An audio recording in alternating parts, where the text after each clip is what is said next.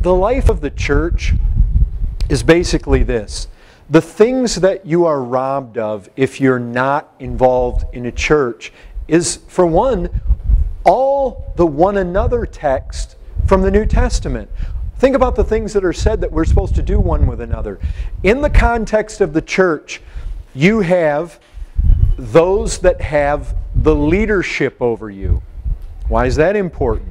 Well, because God raises up men of such pastoral abilities and teaching and preaching abilities that you are in a church and you're able to sit in that type of what Ephesians 4 says.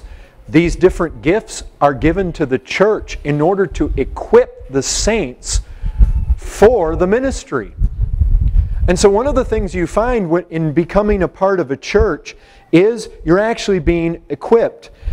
And it's this, I really believe that, think about it, where 2 or 3 are gathered together in my name, there am I in the midst of them. What are you talking about? What he's talking about is this. Though he be everywhere, there are places he manifests his presence in a more peculiar fashion on a more regular basis. That's not to say you can't have private experiences with the Lord that are wonderful and just tremendous. But as a rule, Christ is saying, where my people collectively meet together, I'm going to manifest myself to them in a way that typically is not done outside of that. And what I'm wanting to emphasize there, brethren, you can listen to Paul Washer at home. Some of you ever done this? I've been in situations before where I've listened to a message. I can remember one that I listened to there at Piper's church, and being there in person, being with the people of God, having been where there was prayer, having been where you're in the midst of these people and where you've been encouraging one another and you've been able to discuss one another and talk with Christ to one another, and then the man steps up and preach. It was like I was blown away. I thought, this is one of the best messages I've ever heard in my life. Come home and off quiet somewhere, I stick it in and it's, what happened? It doesn't even sound like the same message.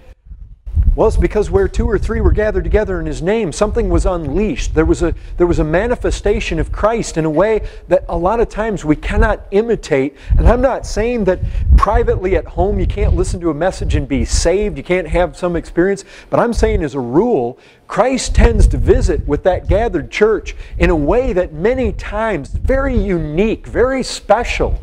The other thing is you find that our spiritual gifts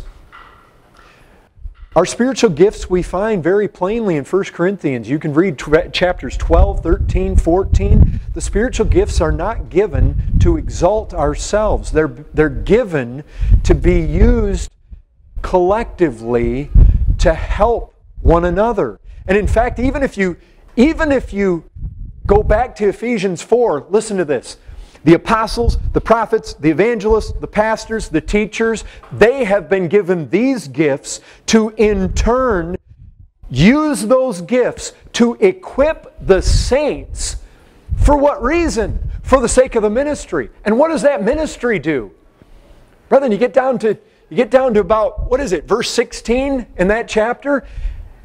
The body builds itself up in love. Brethren, the body builds itself. You are given men in the church to equip you for ministries that help you build each other, and by so doing build the collective body up together. And that's what happens.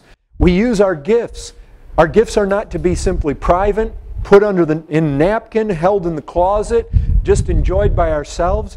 One of the things that we're called to do in the Christian life is, by Christ's very example, wash one another's feet. We're to serve one another. We're to love one another. We're to rebuke one another. We're to love one another fervently. Brethren, I'll tell you this, we need to bear one another's burdens. You got all these one another texts that you simply cannot live detached from the church. And the thing is, typically, when you get people, the Bible also says, don't forsake the assembling together of yourselves. Why? Because in doing so, we help stir one another up to love and good works. Brethren, I'll tell you this, sin likes to be alone. It does. And in the church, there is great accountability.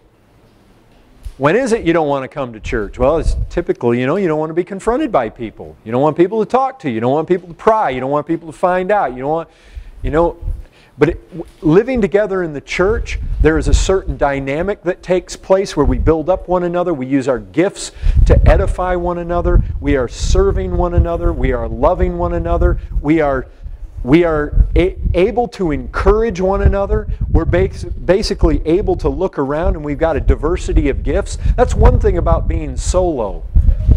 Being solo, you have your gift.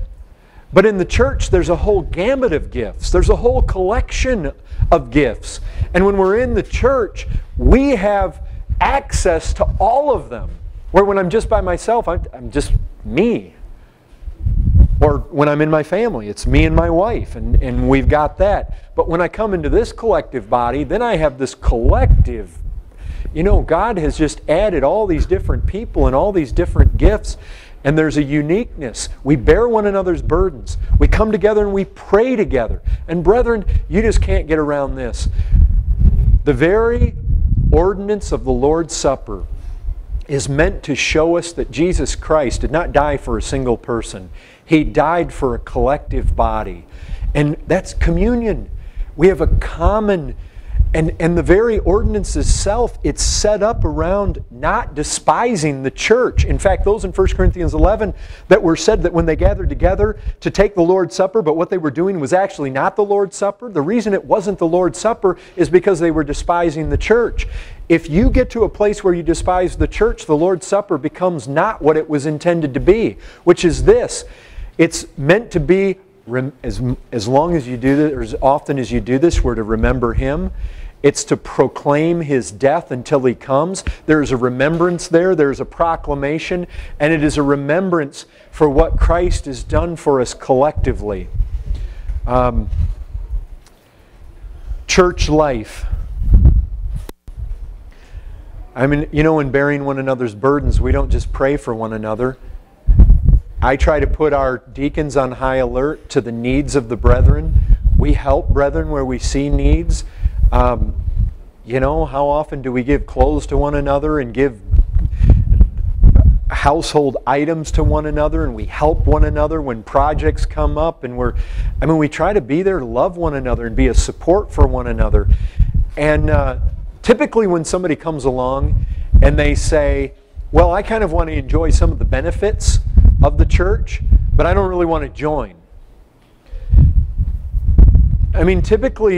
Typically what I find personally when people come along like that is they're people that want to take, but they don't want to give. And yet the life in the church is giving, giving, giving, giving. I use my spiritual gifts to give. I use my financial resources to give. Even in my prayers, they're not all selfish. I'm bearing one another's burdens. I'm giving. We have these gifts given to certain men, and they give of them so that other brethren can then be equipped to then give and build up others. It's just when we serve that's it, washing one another's feet. Brethren, as we seek to love one another, the very essence of love is God so loved the world that He did what? He gave. You can't get around it. There is no expression of true love where there is not giving. And so often, what happens today is we live in a world where lots of people don't like marriage, they don't like commitment, and so we get people that come around and they want to take the Lord's Supper, they want to hear the preaching, they want to enjoy the things, they want to receive the benefits, they want to eat the food, but they don't want to serve the food, they don't want to clean the floors, they don't want to set up the tables, they don't want to wash the brethren's feet, they don't want to be in a place where anything's expected of them. But that isn't New Testament Christianity, and that isn't the way to lots of fruit like John talked about. Fruit, brethren, what matters? Faith working through love.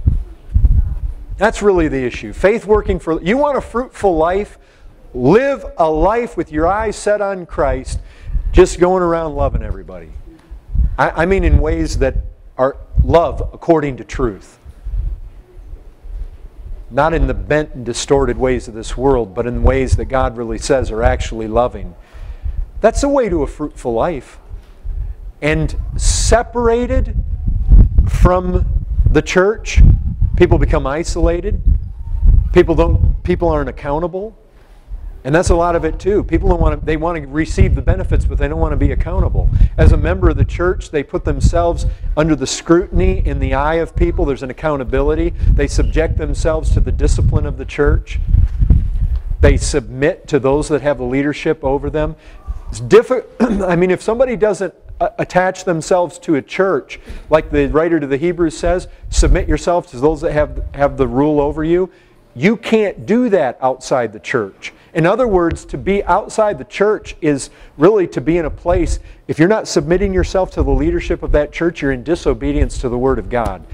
You can't get away from it. As Christ said to His disciples, follow me, and you go off into the book of Acts, what happened? They evangelized. As soon as people were saved, bang, they planted churches. You're going to write letters? Who's Paul writing them to? Church at Corinth, church at Philippi, church at Rome, church at Thessalonica, or to those that are in leadership positions in a church. Timothy, who was at Ephesus in the first letter. Titus, who had gone to Crete. I mean, and the church is there, and he was going to appoint elders there. I mean, you either have, in the Bible, even these offhanded letters, you kind of say, send greetings to the church in your house, or whatever. I mean, you see the whole framework of the New Testament, there's an assumption. Life is lived in the local church.